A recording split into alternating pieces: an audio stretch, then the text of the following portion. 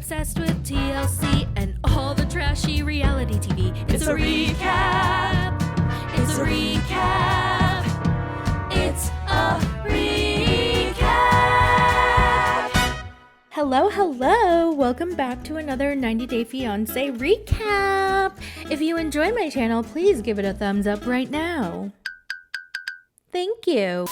So this is a day after Razvan and Amanda had that huge epic fight where Amanda brought up Jason and compared him to Jason and said that like Jason is a provider, he's a real man and he'll do anything for me and my kids. But what about you? She made him cry. So now they're back in a hotel room and they want to talk about the state of their relationship. And Amanda's like, I really care about you, but I think we're just different.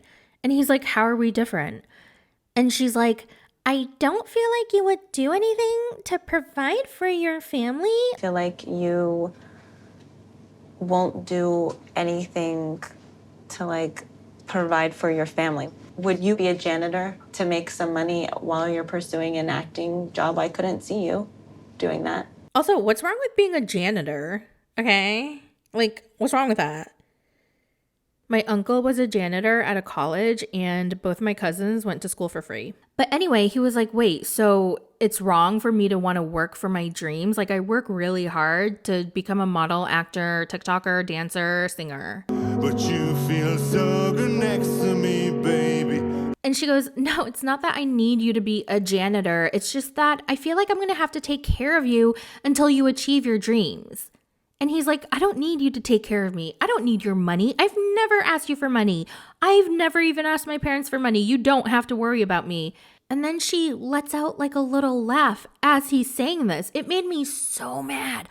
I was so pissed. Fight for my dream in all of this time, and if I don't, I don't need your money, nothing in my life. And I will never ask. I never ask for my parents for nothing. You're like missing my point.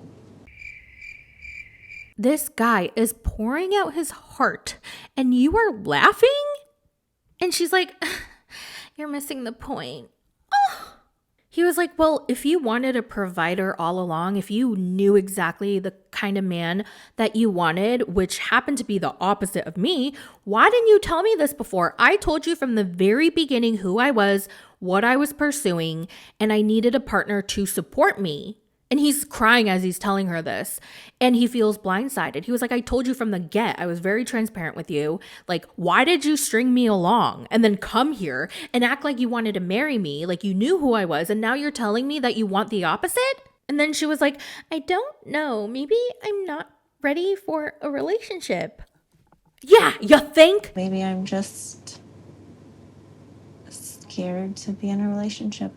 It's scary for me to move on and think of like having like a life with someone else. Didn't we call this like 3 months ago? Amanda was not ready. No.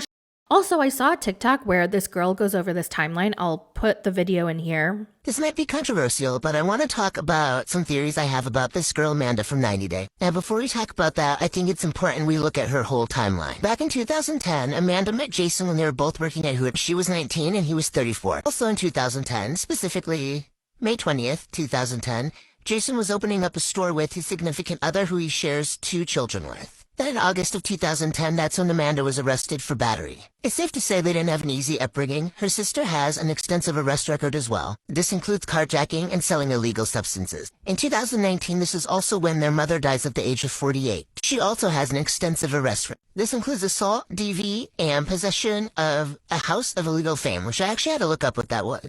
Amanda's sister is doing much better now. She is clean, she looks great. And this is actually who is watching her children while she's in Romania. My point of the story being, they did not have an easy life. They did not have an easy upbringing. It's March 10th when Jason is diagnosed with cancer. March 19th where he actually passes away. Almost exactly a month later, Amanda suffers another loss when her sister Ashley passes away. But the part I really want to talk about is the timeline between these two. What we know from the first episode is that Amanda and Razvan have been together 4 months. And then when you're watching the first episode, as I'm really nosy and creepy, if you pause when she's on this phone call with Razvan, you can see it looks like it is Saturday, August 7th. 4 months before August 7th is April 7th, which is about 2.5 weeks after her husband Jason passes away. I don't know if that's when they started talking, if 4 months is when they started dating, That I do not know. I just feel like there's something off about the situation. Maybe they were talking before he died. Maybe her and Jason were already split up. I don't know. But then again, maybe because of all the trauma she's gone through, she just moved on really, really quickly to fill a hole. I mean, her sister does say Rosman just happened to be there at the right time. Who knows? Maybe this is part of the reason why she always feels so guilty. Interesting. But again, we don't know the nitty-gritty details. Maybe Jason and Amanda both accepted that she was going to move on. Remember, she said in her intro that Jason wanted her and gave her his blessing for her to move on. And so maybe she did. But yeah, anyway, Razvan is asking Amanda if she still wants to go home and cut the trip early. Because apparently the night before, she was like, I just want to go home. I want to leave. And he was like, do you still want to leave? And she goes, do you want me to? He asked you if you wanted to go home. Why do you have to flip it around on him? He asked you. So then he was like, I'm asking you. And she goes, Do you want me to? No, I'm asking you. I think you need to think about what you really want, and also I need to think about this. Okay. Ugh, just go home. She's clearly over it. She's made up her mind. She doesn't want to be with him anymore. It looks like she can't even stand him. Like she's annoyed with his presence. I feel like when Razvan got his visa and he was already planning to go to America and to like see how life is like with her and the kids, she freaked the fork out and she was like, holy shizzle, blah, blah, blah. I'm not ready for this. Oh my God, I don't know if I can do this. I don't really want to support him financially, which is fine, but like, you kind of have to. He can't work. That's just how it's going to be if you're going to date someone who's, you know, needs a K1 visa and needs to visit you, but whatever. So I think she really freaked out and she was like, I don't know if I want to do this. I don't know if I want to do this. And she's just kind of like being mean to him. Okay, so they leave the hotel and they're in the car. He's driving and the ride is silent. The whole time up until the car ride, Razvan was very sad. He was crying. He was heartbroken. And Amanda was done, right? She was just like, sorry, like, I don't think we're a match. But something shifted because Razvan was not talking. He wasn't crying anymore. He seemed like he was annoyed. And Amanda seemed a little bit more insecure. She tells him in the car she doesn't want to end things with him. She wants to try harder and that she still loves him. Like, what the hell? This is not the same tune that she was singing back at the hotel.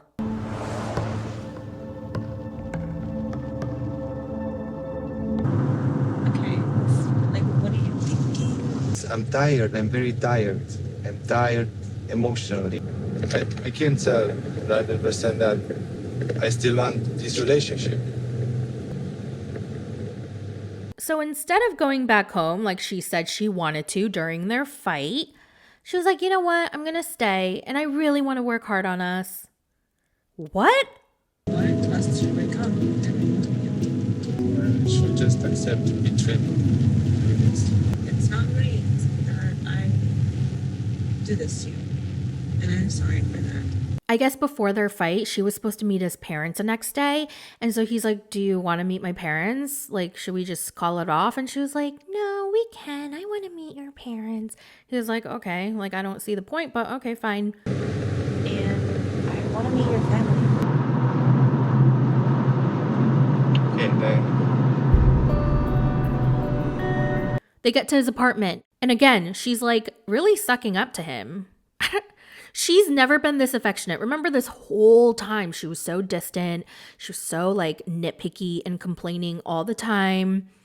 But now all of a sudden she's holding his hand. She's hugging him. She's like buttering him up. It's so weird. We've never seen this side of Amanda. I think we should look back.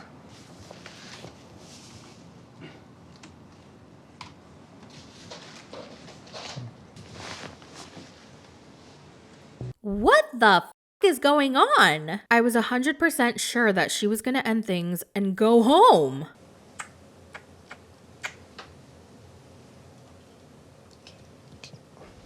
Rosman has never acted like this to me before. He's being very cold, distant, not really showing me any sort of like affection. That's why. That's why. because all of a sudden she thought she had him wrapped around her finger, but now he's being cold and distant. And she's like, oh wait, am I gonna lose him? Is he gonna dump me? Like, is he gonna stop crying? Is he gonna stop begging for me to stay with him?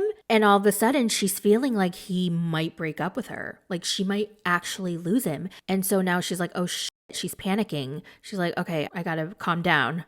I think I did too much. I think she's starting to regret all the crap she said to him the night before about how he wasn't a man like Jason. He's not a provider. So in the next episode, we see that she goes and meets his parents. And I feel like it's pretty awkward. To me, it seemed like he was kind of over it. And I really hope he is. I really hope he is. Wouldn't it be fun to see him dump her after all the she put him through? Like, he should just end it. But we'll see. We'll see what happens. Well, that's it for the recap of Amanda and Razvan. Let me know your thoughts in the comments, and I will talk to you tomorrow or next time or whenever I upload my next video. Bye!